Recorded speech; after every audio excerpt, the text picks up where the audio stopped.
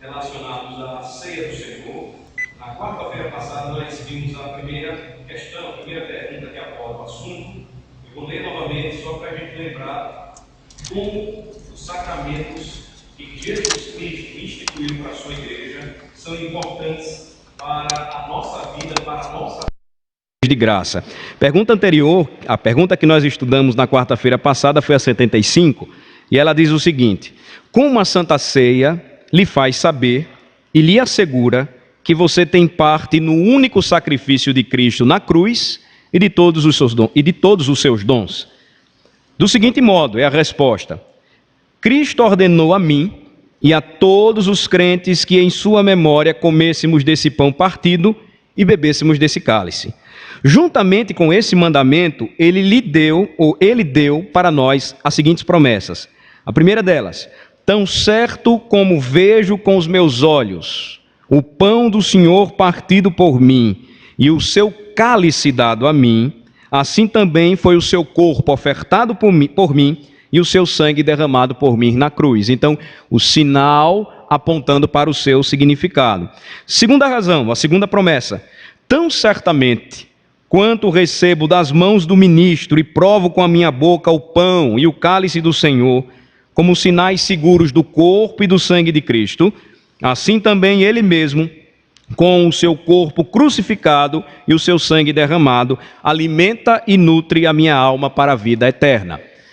Então, a Santa Ceia, como um dos sacramentos instituídos por Jesus Cristo, é uma pregação visível, palpável, palatável, que todo crente experimenta pela fé. Ao comer o pão, ao beber o cálice, ele recorda do que Cristo fez por ele, e muito mais do que isso, apropriando-se destes elementos pela fé, estes elementos que estão envoltos numa atitude de adoração, e adoração obediente à palavra de Jesus Cristo, todos os crentes têm a sua fé fortalecida, são consolados, são edificados, e assim como os alimentos, eles são importantes para o nosso corpo.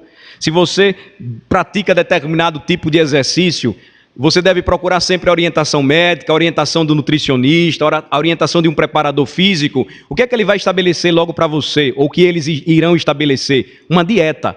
A dieta apropriada para que você ganhe energia e para que você ganhe força, para que você perca peso, se o seu problema é excesso de peso, e você ganhe massa muscular. Então, do mesmo modo que os alimentos têm uma função de nutrir, de alimentar, de fazer bem ao nosso corpo, toda vez que eu participo da mesa do Senhor, o que é que acontece comigo? Quando eu entendo o seu significado, Cristo me alimenta pela fé. Me alimenta pela fé, lembrando-me que o seu sangue para mim é verdadeira bebida e a sua carne para mim é verdadeira comida. Pergunta de hoje, a pergunta 76, ela fortalece mais este ensino bíblico a respeito da Santa Ceia. Pergunta 76 diz o seguinte, a pergunta para hoje: o que significa comer o corpo crucificado de Cristo e beber o seu sangue derramado? A resposta é, primeiro, aceitar de todo o coração todo o sofrimento e morte de Cristo, e assim receber o perdão dos pecados e a vida eterna. Então, todas as vezes que eu como o pão e bebo o cálice, participando da ceia do Senhor, eu como e bebo o corpo e o sangue de Cristo, pela fé. Vejam, o corpo e o sangue de Cristo estão simbolizados no pão e no vinho. Eles não se transformam em corpo e sangue de Cristo como a doutrina da Eucaristia, ensinado pela Igreja Católica, defende.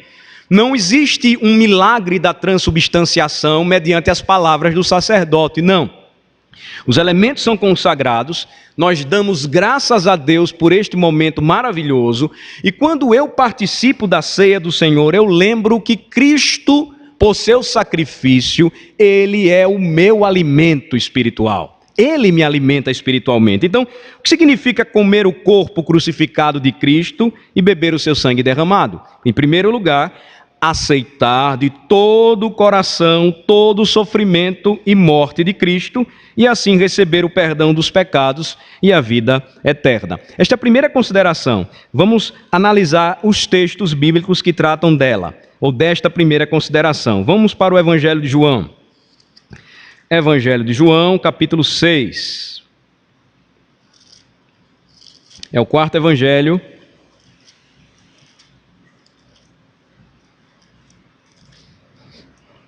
Evangelho de João, capítulo 6.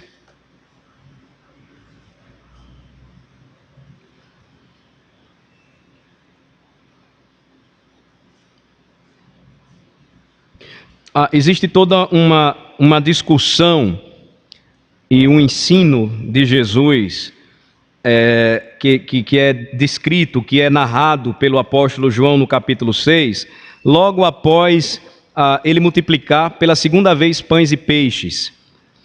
O que é que acontece? Depois que ele multiplica pães e peixes, ele se dirige para Cafarnaum, ele vai até lá e quando ele se dirige com os seus discípulos, todos aqueles que foram alimentados por Jesus, eles vão atrás dele, seguem a Jesus. Quando Jesus então percebe que a multidão estava à procura dele, estava atrás dele, ele então diz assim: vocês não estão atrás de mim, porque vocês viram os sinais, está aí no versículo 26. Mas vocês estão à minha procura, porque vocês comeram do pão e vocês ficaram fartos. Ou seja, eles não estavam entendendo que a manifestação do poder de Jesus, através do milagre da multiplicação de pães e peixes, revelava a sua messianidade, revelava que ele era o Cristo prometido, o Salvador, o Emanuel, Deus conosco. Eles estavam querendo era alguém que resolvesse todos os seus problemas. É o que geralmente, muitas vezes no período de eleição, nós identificamos nos políticos. Nós acreditamos que eles vão salvar a pátria, eles não vão salvar coisa nenhuma. E aí a gente coloca toda a nossa fé e esperança neles, achando que eles vão resolver todos os nossos problemas. Não. E o interesse de muitos, quando olharam para Jesus, é que Jesus ia ser aquele rei que ia satisfazer tudo o que eles queriam. Eles não estavam entendendo que Jesus veio para satisfazer as necessidades espirituais de suas almas, trazer salvação. Então, esse é o contexto aí. Ele começa a tratar desse assunto e, em determinado momento, a partir do versículo 35, veja só a declaração de Jesus. Primeiro, ele é questionado pelos judeus, e os judeus, então, eles querem sinais, mais sinais. O versículo de número 30 é o seguinte, diz o seguinte: que sinal fazes para que o vejamos e creiamos em ti? Quais são os teus feitos? Ora bolas, Jesus já tinha feito muitos sinais, mas os judeus não se satisfaziam, eles queriam mais. Aí vejam a resposta de Jesus, mediante o que eles falaram. Eles continuaram no versículo 31, e disseram assim: nossos pais comeram maná no deserto, como está escrito, deu-lhes a comer pão do céu. Jesus então lhes responde, versículo 32, em verdade vos digo, não foi Moisés quem vos deu o pão do céu. O verdadeiro pão do céu é meu Pai quem vos dá. E aí ele vai mostrar qual o significado antigo daquela providência divina em alimentar o povo no deserto com o maná. Vamos ler juntos do versículo 33 ao 35 agora. Vamos ler. O que é que diz aí a palavra de Deus? Porque o pão de Deus é o que desce do céu e dá vida ao mundo. Então lhe disseram: Senhor, dá-nos sempre desse pão. Declarou-lhes, pois, Jesus: eu sou o pão da vida. O que vem a mim jamais terá fome, e o que crê em mim jamais terá sede.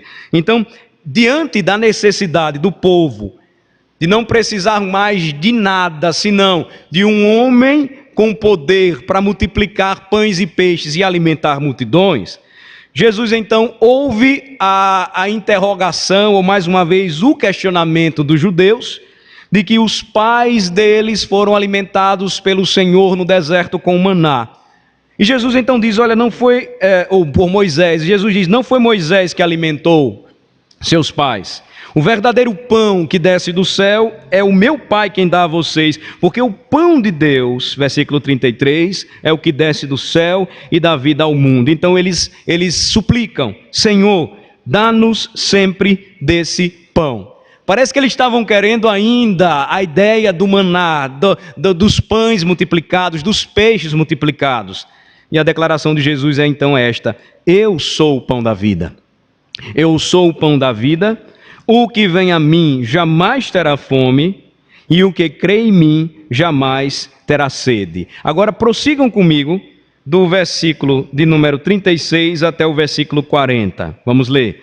Porém, eu já vos disse que, embora me tenhais visto, não credes.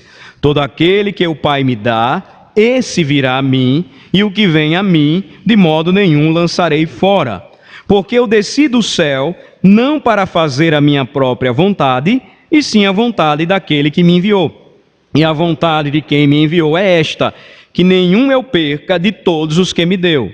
Pelo contrário, eu o ressuscitarei no último dia. De fato, a vontade de meu Pai é que todo homem que vir o Filho e nele crê, tenha vida eterna, e eu o ressuscitarei no último dia. Jesus está falando do aceitar de todo o coração a sua obra, que implicaria em seu sofrimento e a sua morte. Se eles crescem na obra de Jesus, se eles crescem em Jesus, eles receberiam o perdão dos pecados e a vida eterna. Esse é o significado do símbolo do pão.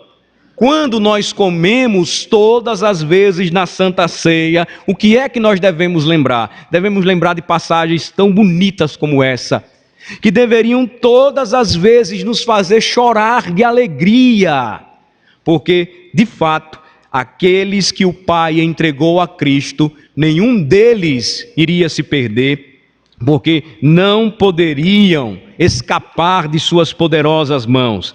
Jesus diz: eu sou o pão da vida, e o que vem a mim jamais terá fome, e o que crê em mim jamais terá sede.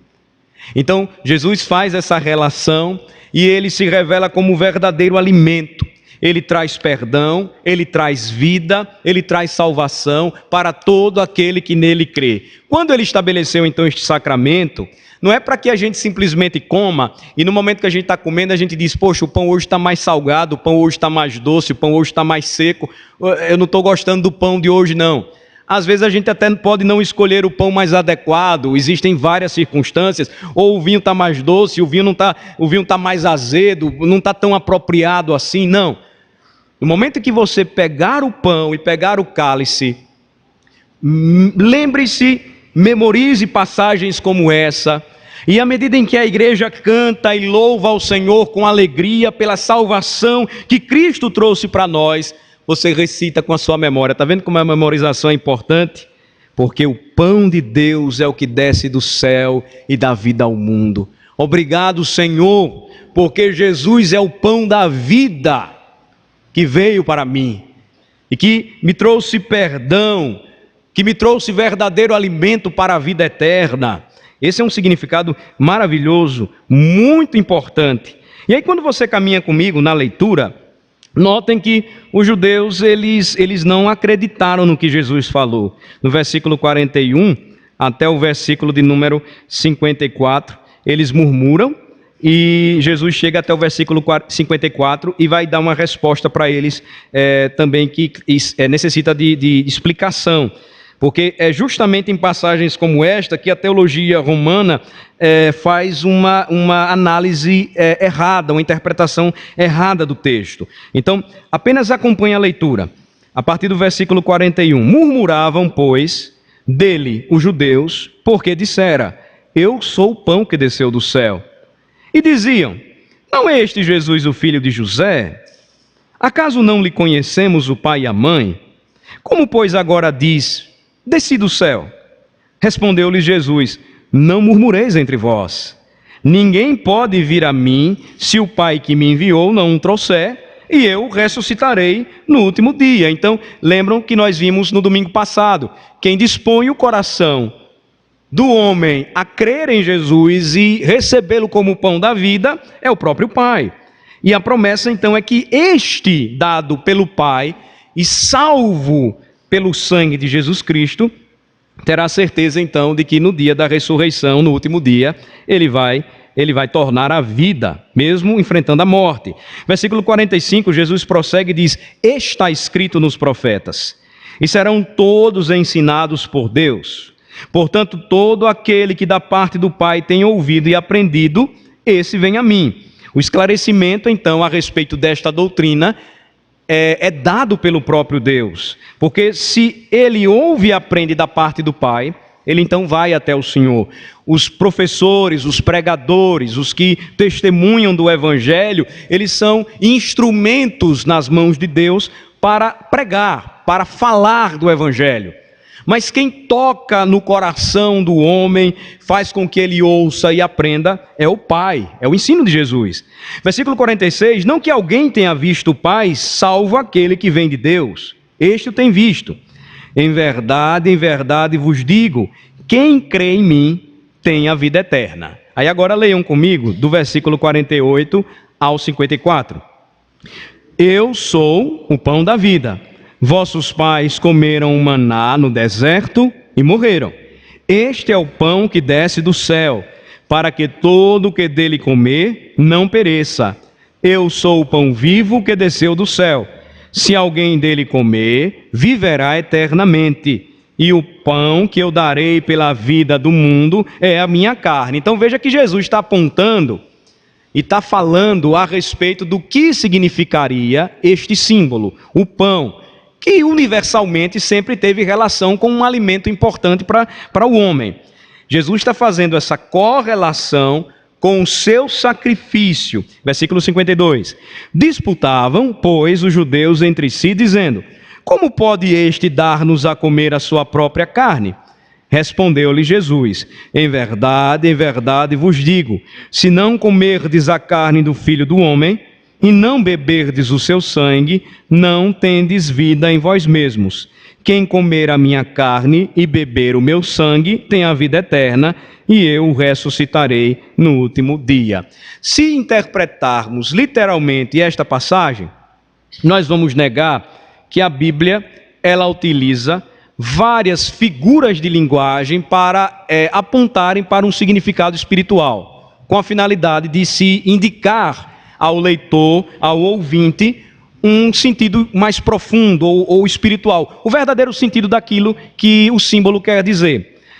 O problema da teologia, então, romanista, da Igreja Católica Romana, é acreditar que Jesus falou literalmente aqui, que para que tivéssemos vida, deveríamos comer a sua carne e beber o seu sangue. E eles aí fazem uma relação com a instituição da Santa Ceia e defendem então o dogma ou a doutrina católica romana da transubstanciação.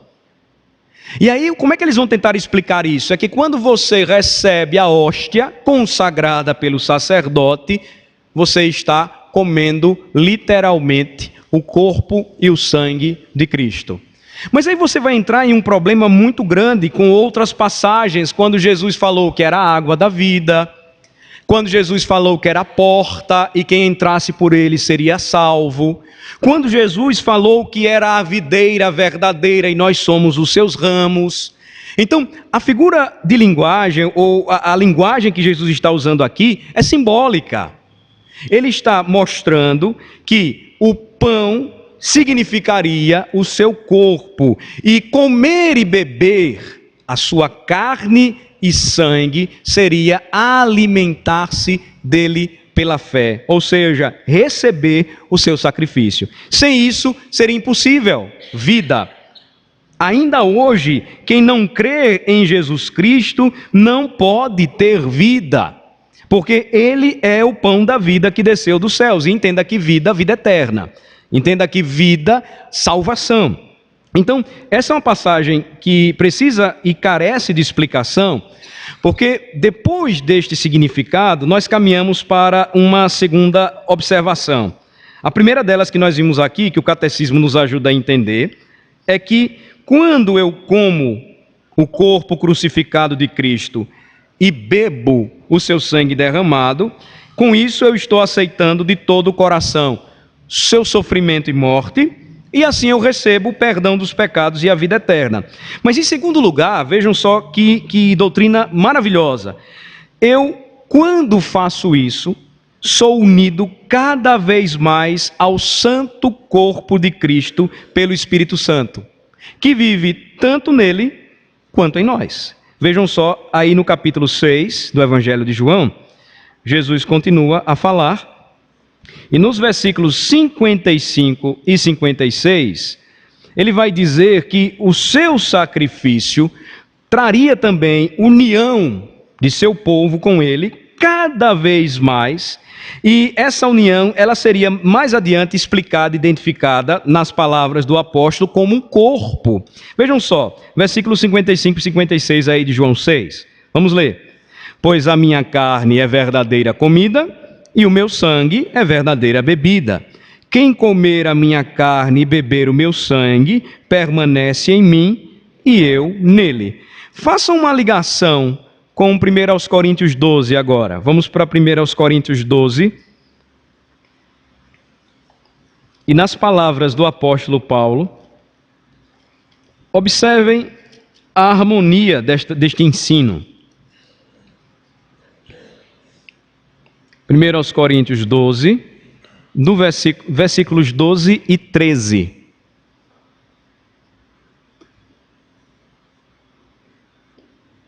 Nós temos aprendido que a Santa Ceia do Senhor, ela é muito mais do que um memorial.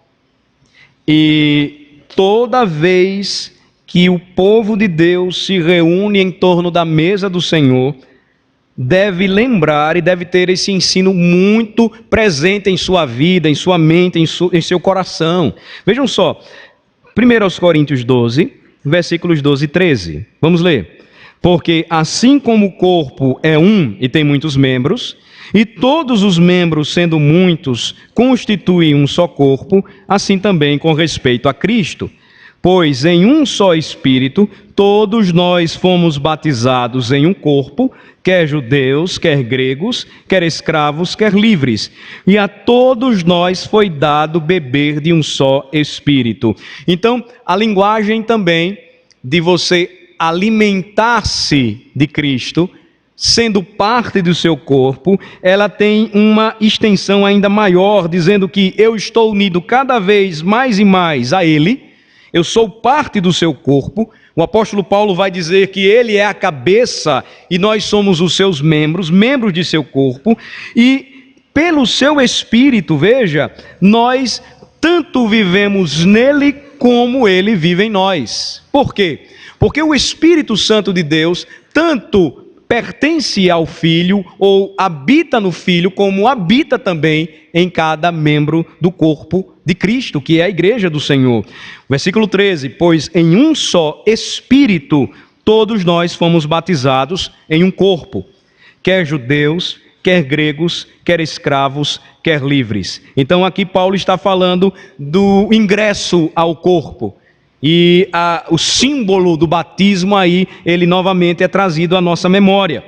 Mas aí ele continua, e ele conclui dizendo o quê? E a todos nós foi dado beber de um só Espírito. Vocês lembram que no capítulo anterior, Paulo está instruindo a igreja a respeito do quê? A respeito da ceia do Senhor.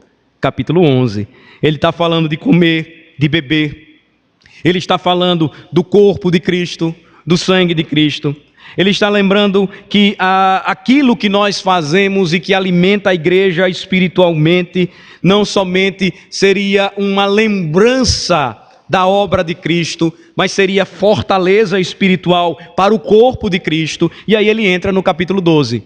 Quando ele entra no capítulo 12, ele vai tratar justamente dessa relação gloriosa que nós temos como Senhor.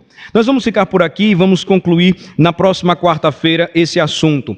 Mas guardem com vocês e vejam como é interessante doutrinas que nós conhecemos às vezes a fundo, às vezes em parte, às vezes superficialmente. E quando nós nos reunimos cada vez mais para estudar a palavra de Deus, o que é que nós temos Ou o que é que nós recebemos dele? A nossa fé é fortalecida, ela é fundamentada. Talvez você tenha participado várias vezes, diversas vezes deste sacramento, participado da Santa Ceia e chegado aqui de uma maneira em que você, olhando para si mesmo, ou percebendo a sua própria situação, a sua própria vida, você se considerou tão indigno ou injusto ou imundo, porque você veio para cá e antes de você vir para a igreja você cometeu um pecado, ou então você brigou com sua esposa, ou então você se desentendeu com os seus filhos, você não tratou bem os seus pais, e aí quando você lembra do que Cristo fez por você, você encontra força no que Ele providenciou para você, e você então recorda que a mesa que Ele separou para o seu povo sempre seria o lugar onde nós seríamos purificados, seríamos renovados, seríamos fortalecidos, e não seria simplesmente um momento em que rapidamente nós fazemos as coisas, mas em que nós agradecemos ao nosso Senhor, nós louvamos a Ele pelo que Ele fez por nós, e nós temos a certeza de que Ele nos deu de beber, ou Ele nos deu a beber de um só Espírito. E este Espírito que habita em nós e que atesta em nós que nós somos filhos de Deus, nos traz à memória então tudo o que o nosso Redentor sofreu, morreu e na cruz conquistou para o seu povo. É o sangue e o corpo de Cristo, trazendo vida para a sua igreja. Então é muito mais do que comer, irmãos, ou beber.